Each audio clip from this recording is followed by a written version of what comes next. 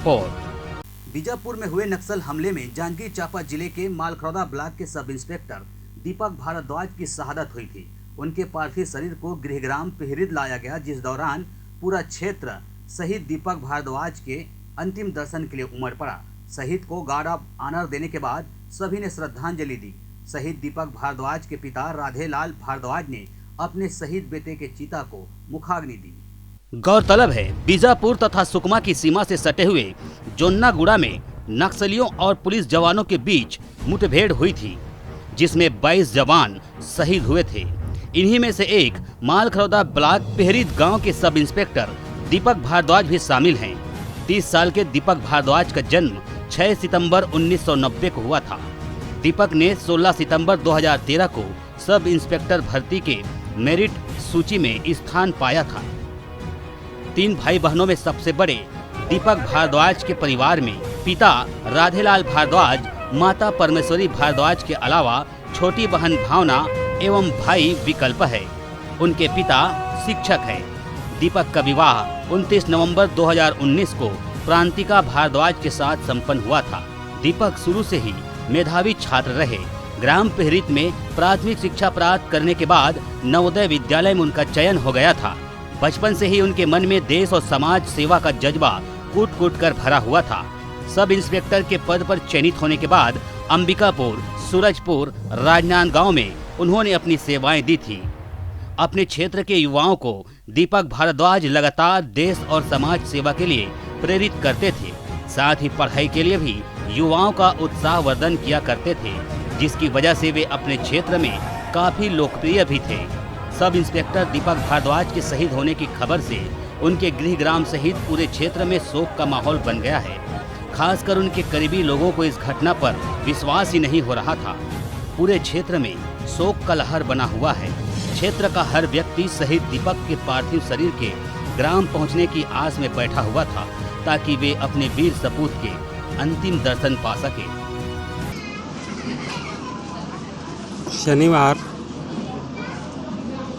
3 अप्रैल को शाम 7 बजे एक मेरा पत्रकार जो मेरा स्टूडेंट है, और रात का 8:30 बजे मेरे को फ़ोन करके बोला कि सर टीवी में जो समाचार चल रहा है उसको देखे क्या है। मैं उनको बोला कि मैं तो जांजगीर में हूँ, क्या चल रहा है तो बताओ, मैं तो नहीं देखा हूँ। तो बताया कि बीजापुर में नक्सली मुठभेड़ हुआ है, उसमें पुलिस जवानों की शहादत हुई है, और उसमें आपके बेटे दीपक भारद्वाज का फ़ोटो दे रहा है, नाम नहीं दिया है, फ़ोटो दिया है था। फिर उसके बाद में 5-10 मिनट के अंदर में 20-50 कॉल आया मेरे पास। सब यही बोले कि भारद्वाज ऐसा ऐसा। फिर सबके बात सुनने के बाद में मैं जांजगीर से ही जगदलपुर होते हुए बीजापुर पहुंचा कल 10-11 बजे दिन में। तो वहाँ पुलिस के अधिकारी भी सही जानकारी नहीं बता रहे थे। मेरे बार बार पूछने के बाद भी वो दीपक भारद्वाज को न तो शहीद हुए के वाले सूची में उनका नाम बता रहे थे, और न ही जख्मी हुए सूची में।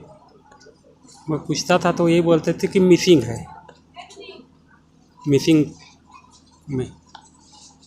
फिर शाम को ना मैं जब एक अधिकारी से जीत करके पूछा और हाथ जोड़ के निवेदन किया, तो फिर वो मेरे को बताए कि दीपक हमारे बीच में नहीं रहा,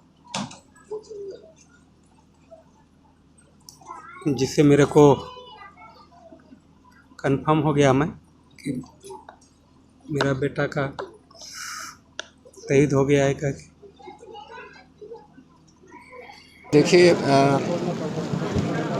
छत्तीसगढ़ में एक बहुत ही बड़ी दुखद घटना हुई है, और हमारा इस गांव का सपूत दीपक भारद्वाज, जो कि देश के लिए, इस प्रदेश के लिए और लोकतंत्र की रक्षा और संविधान की रक्षा, आदिवासी हितों की रक्षा में उन्होंने अपने सर्वोच्च बलिदान दिया है, उसके बलिदान को हम पुलिस विभाग की तरफ से नमन करते हैं और सभी जो शहीद जवान हुए उनको भी नमन करते हैं। और हमारे सभी जवान बहादुरी के साथ नक्सलियों के साथ लड़े हैं और हम जो है सभी ने एक सर्वोच्च बलिदान दिया है, उनका जो बलिदान कभी भुलाया नहीं जाएगा। बहुत ही नक्सलाइट के द्वारा कायराना घटना और हम सब के लिए ये दुखद घटना रहा कि इस क्षेत्र के एक होनहार युवा को हमने खोया है। देश सेवा के लिए अपने आप को बलिदान दिया और आज श्रद्धांजलि देने के लिए हम सब आए हैं।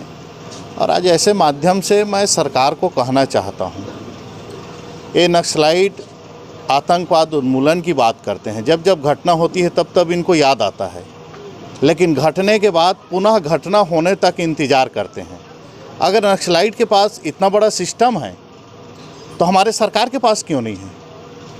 तमाम शासन प्रशासन तमाम चीज़ इनके बाद रहने वाले भी अगर इस तरह के काम करने वालों को प्रश्रय दे रहे हैं, जिसके कारण हम अपने बेटे को, हम अपने भाई को, हम अपने बच्चे को जो है निरंतर खो रहे हैं।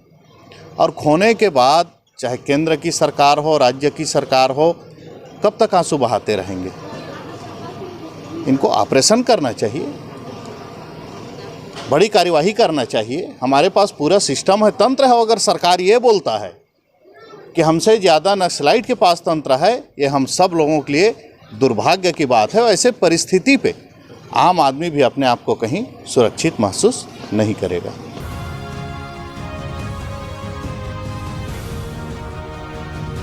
मालखरौदा से राकेश साहू की रिपोर्ट, ACN 24।